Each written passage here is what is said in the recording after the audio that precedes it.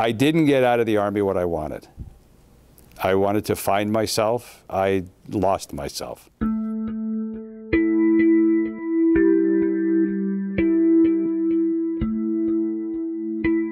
I always made sure that I took care of my guys, because the Army creed is number one is the mission, number two is the men. And they always forgot number two. As long as I was in the service, the Army forgot number two.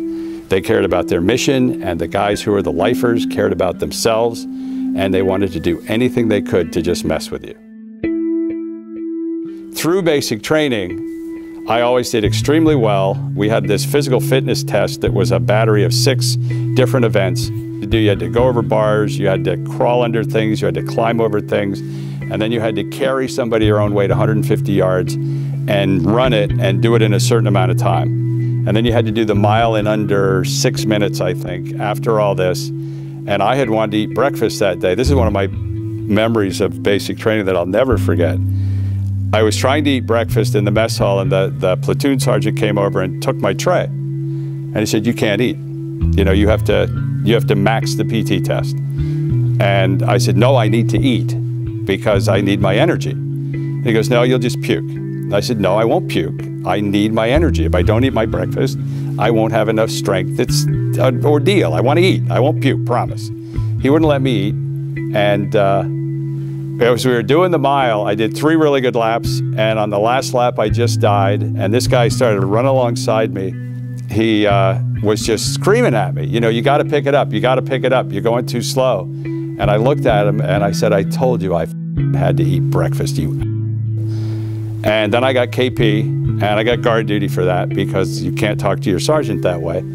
But I was really pissed because I wanted to max the PT test. And right around that time, I was told I could go take the test to become a Green Beret. I passed the test.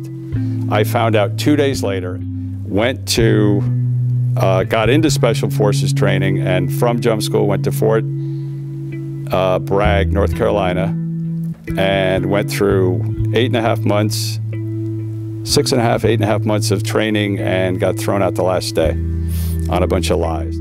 And the thing with Special Forces, in the last phase of training, you literally went out in the field and you fought simulated battles against these guys who was already returned from Vietnam. And it was very intense, and we had plans to take a bridge, and the assault was going incredibly well. And this sergeant, staff sergeant, who was in charge of my group, jumped up, ran across the bridge and said, "That's it, that's it. This is over, it's totally up. Everybody just go to point whatever." And I found him and I said, "What? What were we supposed to do?" We were assaulting, we had crossfire, we had the bridge covered over here, and he wouldn't say anything. He said, "Just get in gear and get out of here." And in the end, they wrote that up as if nothing was on time. There were civilians that were injured who were actually on the highways, and it was just a bunch of lies. After I got thrown out, I appealed the reasoning. They would never tell me what I did wrong. I never saw the report. And my father went to the Pentagon to see if he could help me. And in the end, the call came down to, my father got a call from the command sergeant major or something, and he said, "Mr. Rudhuizen, we probably have the power to get your son into Special Forces. But if he goes to Vietnam, which he will, as a Green Beret, he won't come home." And my father said, "What do you mean by that?" And he said, "I'll let you figure that out for yourself." And basically the reason was that because I had been allowed back in through external means, that they would have taken care of me, my own group.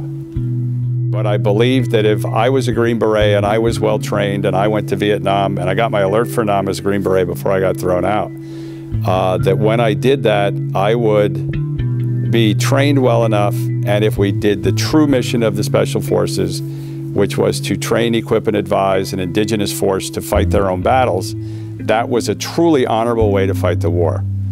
That I would be going over trying to help the people of Vietnam fight the oppressor from the north. And when that got taken away, there's been nothing in my life that has ever been so hurtful.